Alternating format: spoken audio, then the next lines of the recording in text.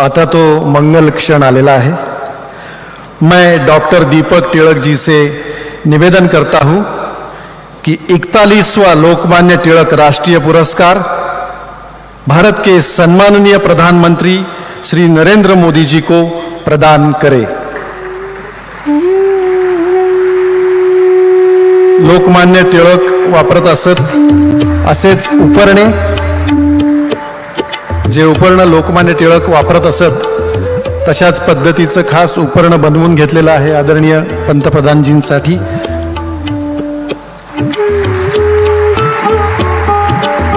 लोकमान्य टिळक जी की पहचान पुणेरी पगड़ी और लोकमान्य जी का उत्तरीय, त्याचप्रमाणे सम्मान पत्र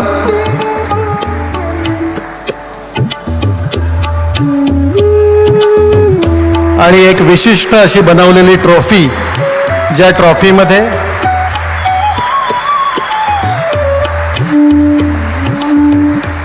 विशिष्ट ट्रॉफी, ज्या ट्रॉफीमध्ये आपण पाहू शकता श्रीमद भगवत गीता, त्याचप्रमाणे लोकमान्यांची पगडी, केसरीचा पहिला अंक आणि लोकमान्यांची प्रतिमा।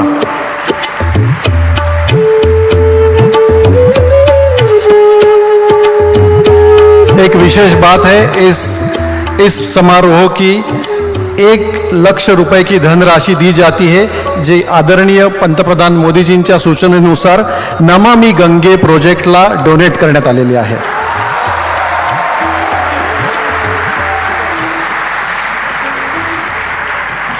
लोकमान्य टिळक राष्ट्रीय पुरस्कार से सम्मानित हुए आदरणीय प्रधानमंत्री श्री नरेंद्र मोदी जी, जिनके कार्य एवं विचार हमारी प्रेरणा है।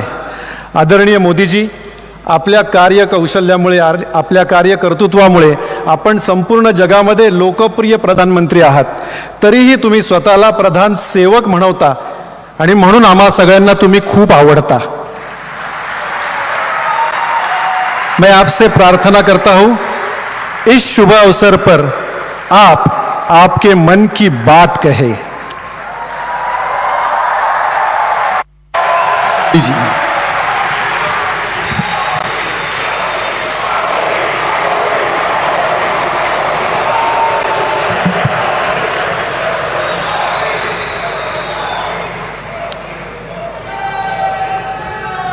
लोकमान्य टिळकांची आज 103वी पुण्यतिथी आहे।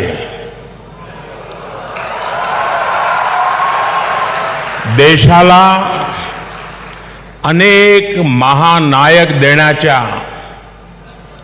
महाराष्ट्राच्या भूमीला मी कोटी कोटी वंदन करते।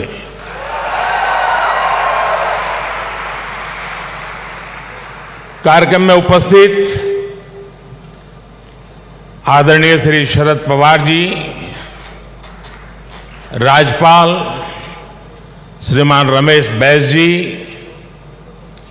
महाराष्ट्र के मुख्यमंत्री श्रीमान एकनाथ शिंदे जी, उप मुख्यमंत्री श्रीमान देवेंद्र फडणवीस जी, उप मुख्यमंत्री श्रीमान अजीत पवार जी, ट्रस्ट के अध्यक्ष श्रीमान दीपक तिलक जी, पूर्व मुख्यमंत्री मेरे मित्र श्रीमान सुशील कुमार शिंदे जी, तिलक परिवार के सभी सम्मानित सदस्यगण एवं उपस्थित भाई और बहनों, आज का ये दिन मेरे लिए बहुत अहम है। मैं यहां आकर जितना उत्साहित हूं उतना ही भावुक भी हूं। आज हम सब के आदर्श और भारत के गौरव बाल गंगाधर तिलक जी की पुण्यतिथि है। साथ ही आज अन्ना भाऊ साठे जी की जन्म जयंती भी है। लोकमान्य तिलक जी तो हमारे स्वतंत्रता इतिहास के माथे के तिलक है।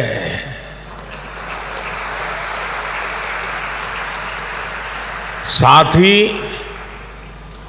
अन्ना भाव ने भी समाज सुधार के लिए जो योगदान दिया वह अप्रतिम है और साधारण है।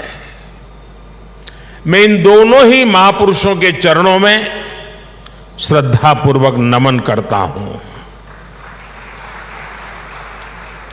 आज या महत्वाचा दिवशी मला पुण्याच्या या पावन भूमीवर महाराष्ट्राच्या धर्तीवर येण्याची संधी मिळाली हे माझे भाग्य आहे।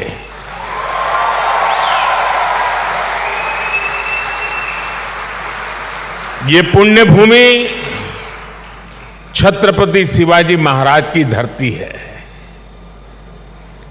ये चाफेकर बंधुओं की पवित्र धरती है। इस धरती से ज्योतिबा फुले, सावित्रीबाई फुले की प्रेरणाएं और आदर्श जुड़े हैं। अभी कुछ ही देर पहले मैंने दगड़ू सेठ मंदिर में गणपति जी का आशीर्वाद भी लिया। ये भी पुणे जिले के इतिहास का बड़ा दिलचस्प पहलू है। दगड़ू सेठ पहले व्यक्ति थे जो तिलक जी के आह्वान पर गणेश प्रतिमा की सार्वजनिक स्थापना में शामिल हुए थे।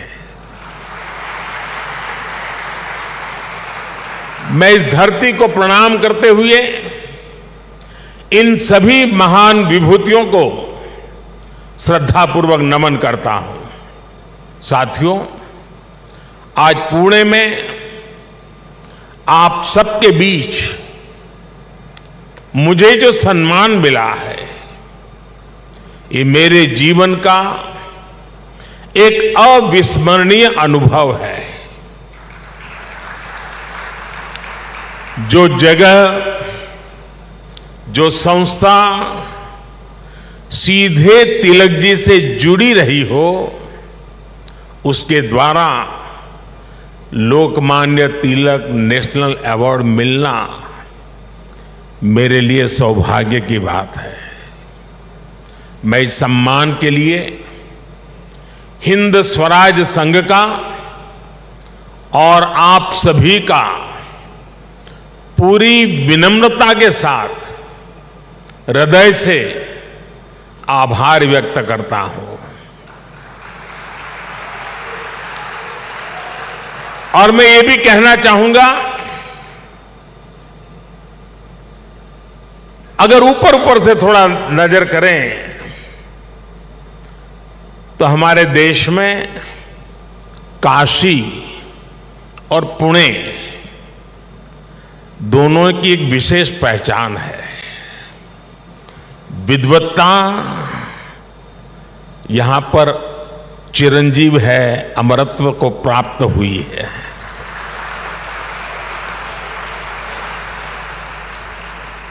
और जो पुणे नगरी विद्वत्ता की दूसरी पहचान हो, उस भूमि पे सम्मानित होना जीवन का इससे बड़ा कोई गर्व और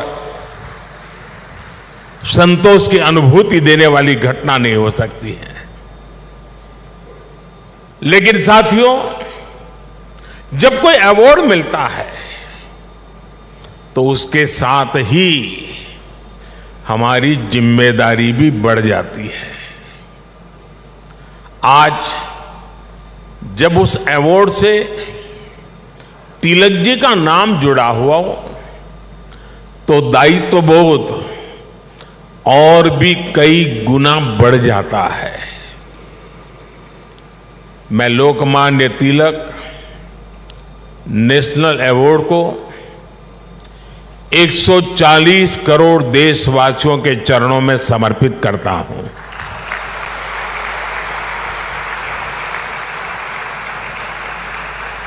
मैं देशवासियों को विश्वास भी दिलाता हूं कि उनकी सेवा में, उनकी आशाओं अपेक्षाओं की पूर्ति में कोई कोर कसर बाकी नहीं छोड़ूंगा।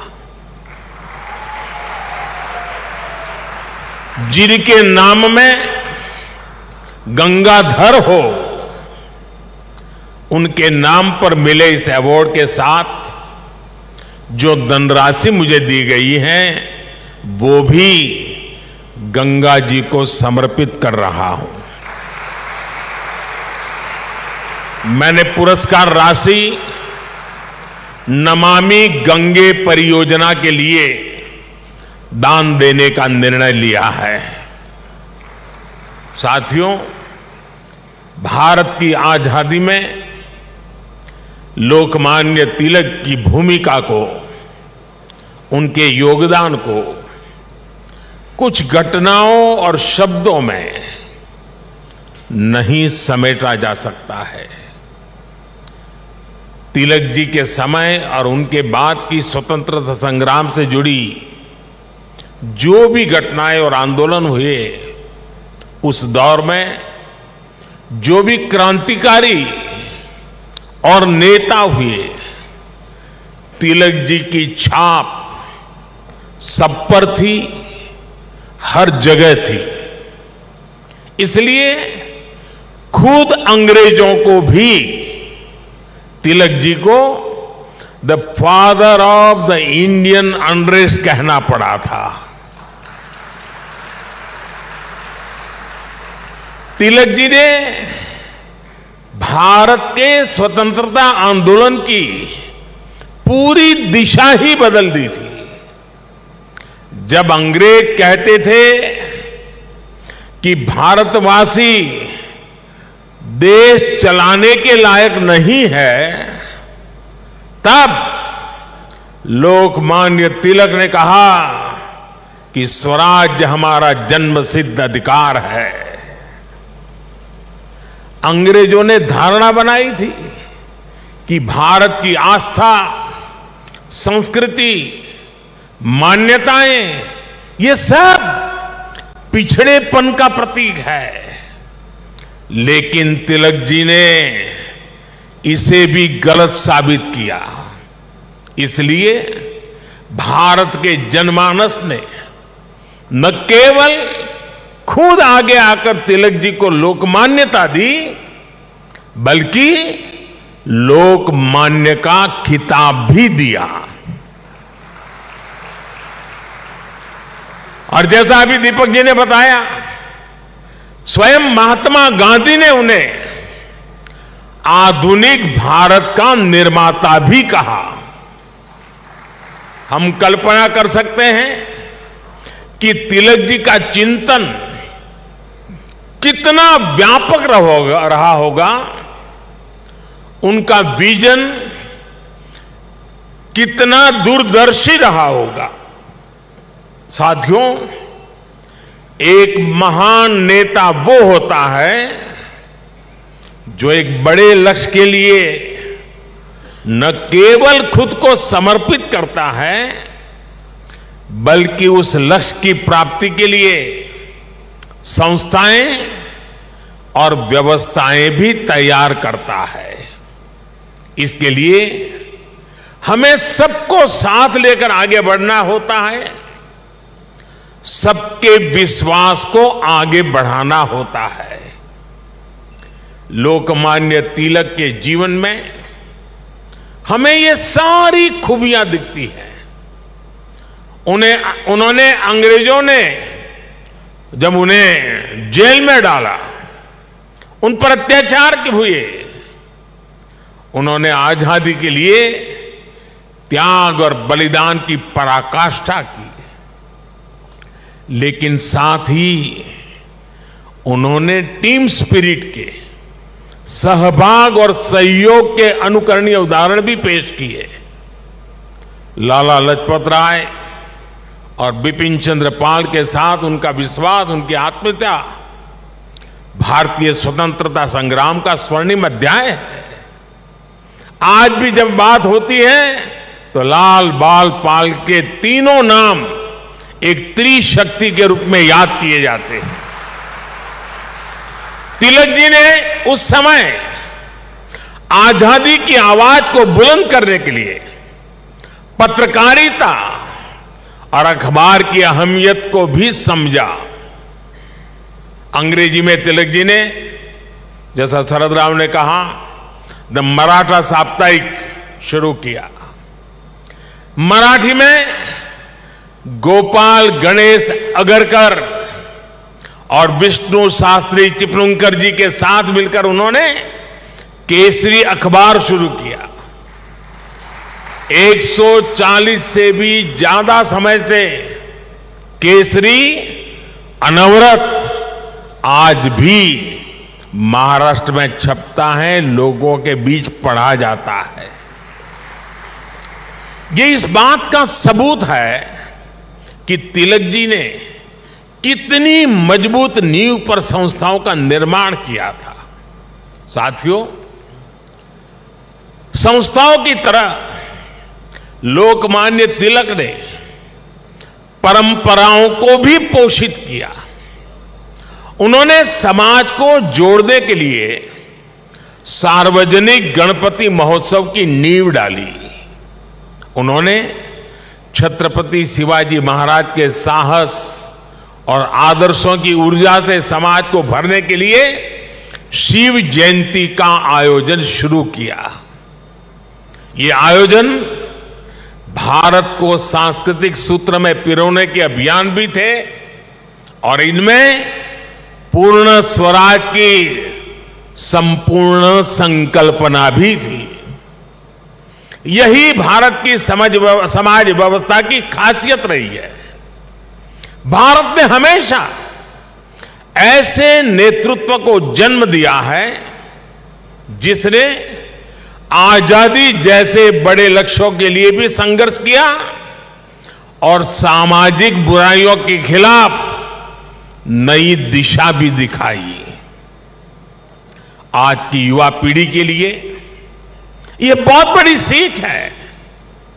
भाई और बहनों, लोकमान्य तिलक इस बात को भी जानते थे कि आजादी का आंदोलन हो या राष्ट्र निर्माण का मिशन, भविष्य की जिम्मेदारी हमेशा युवाओं के कंधों पर होती है।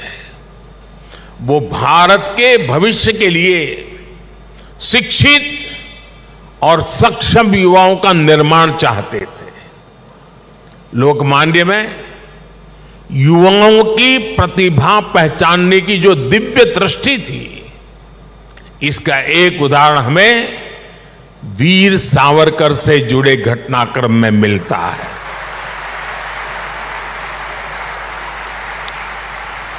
उस समय सावरकर जी युवा थे। तिलक जी ने उनकी क्षमता को पहचाना। वो चाहते थे कि सावरकर बाहर जाकर अच्छी पढ़ाई करें और वापस आकर आजादी के लिए काम करें। ब्रिटेन में श्यामजी कृष्ण वर्मा ऐसे ही युवाओं को अवसर देने के लिए 2 स्कॉलरशिप चलाते थे। एक स्कॉलरशिप का नाम था छत्रपति शिवाजी स्कॉलरशिप और दूसरी स्कॉलरशिप का नाम था महाराणा प्रताप स्कॉलरशिप। वीर सावरकर के लिए तिलक जी ने श्यामजी कृष्ण वर्मा से सिफारिश की थी। इसका लाभ लेकर वो लंदन में बैरिस्टर बन सके। ऐसे कितने ही युवाओं को तिलक जी ने तैयार किया। पुणे में new English school, Deccan education society और फर्ग्यूसन कॉलेज जैसे संस्थानों, उसकी स्थापना उनके इसी विजन का हिस्सा है। इन संस्थाओं से ऐसे कितने ही युवा निकले जिन्होंने तिलक जी के मिशन को आगे बढ़ाया, राष्ट्र निर्माण में अपनी भूमिका निभाई। व्यवस्था निर्माण से संस्था निर्माण, संस्था निर्माण से व्यक्ति निर्माण और व्यक्ति निर्माण से राष्ट्र निर्माण, ये विजन राष्ट्र के भविष्य के लिए रोड मैप की तरह होता है। इसी रोड मैप को आज देश प्रभावी ढंग से फॉलो कर रहा है। साथियों, वैसे तो तिलक जी पूरे भारत के लोकमान्य नेता है, लेकिन जैसे पुणे और महाराष्ट्र के लोगों के लिए उनका एक अलग स्थान है, वैसा ही रिश्ता गुजरात के लोगों का भी उनके साथ है। मैं आज इस विशेष अवसर पर मैं उन बातों को भी याद कर रहा हूं। स्वतंत्रता संग्राम के समय वो करीब 1.5 महीने अहमदाबाद साबरमती जेल में रहे थे। इसके बाद 1916 में तिलक जी अहमदाबाद आए और आपको जानकर के खुशी होगी, उस समय जब अंग्रेजों की पूरी तरह जुल्म चलते थे, अहमदाबाद में तिलक जी के स्वागत में और उनको सुनने के लिए उस जमाने में 40,000 से ज्यादा लोग उनका स्वागत करने के लिए आए थे। और खुशी की बात यह है कि उनको सुनने के लिए उस समय ऑडियंस में सरदार वल्लभ भाई पटेल भी थे। उनके भाषण ने सरदार साहब के मन में एक अलग ही छाप छोड़ी। बाद में सरदार पटेल अहमदाबाद नगर पालिका के प्रेसिडेंट बने, म्युनिसिपैलिटी के प्रेसिडेंट बने। और आप देखिए उस समय के व्यक्तित्व की सोच कैसी होती थी। उन्होंने अहमदाबाद में तिलक जी की मूर्ति लगाने का फैसला किया। और सिर्फ मूर्ति लगाने का फैसला किया नहीं, उनके निर्णय में भी सरदार साहब की लौह पुरुष की पहचान मिलती है। सरदार साहब ने जो जगह चुनी वो जगह थी विक्टोरिया गार्डन। अंग्रेजों ने रानी विक्टोरिया की हीरक जयंती मनाने के लिए अहमदाबाद में 1897 में 1897 में विक्टोरिया गार्डन का निर्माण किया था। यानी ब्रिटिश महारानी के नाम पर बने पार्क में उनकी छाती पर सरदार पटेल ने इतने बड़े क्रांतिकारी लोकमान्य तिलक की मूर्ति लगाने का फैसला कर लिया।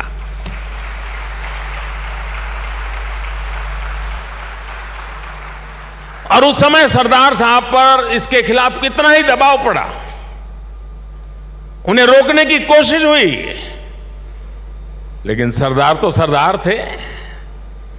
सरदार ने कह दिया वो अपना पद छोड़ देना पसंद करेंगे, लेकिन मूर्ति तो वहीं पर लगेगी। और वो मूर्ति बनी और 1929 में उसका लोकार्पण महात्मा गांधी ने किया। अहमदाबाद में रहते हुए मुझे कितनी ही बार उस पवित्र स्थान पर जाने का मौका मिला है और तिलक जी की प्रतिमा के सामने सर झुकाने का अवसर मिला है। वो एक अद्भुत मूर्ति है जिसमें तिलक जी विश्राम मुद्रा में बैठे हुए हैं। ऐसा लगता है जैसे वो स्वतंत्र भारत के उज्जवल भविष्य की ओर देख रहे हैं। आप कल्पना करिए, गुलामी के दौर में भी सरदार साहब ने अपने देश के सपूत के सम्मान में पूरी अंग्रेजी हुकूमत को चुनौती दे दी थी। और आज की स्थिति देखिए, अगर आज हम किसी एक सड़क का नाम भी किसी विदेशी आक्रांता की जगह कर बदलकर भारतीय विभूति पर रखते हैं तो कुछ लोग उस पर हल्ला मचाने लग जाते हैं।